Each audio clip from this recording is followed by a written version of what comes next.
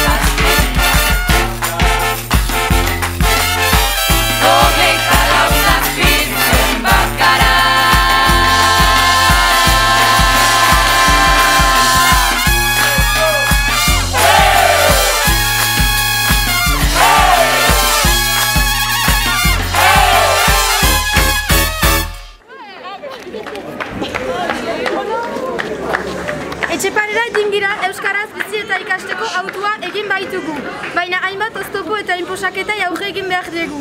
Adibidez, frantses estatuak urteko programa inposatzen daukula.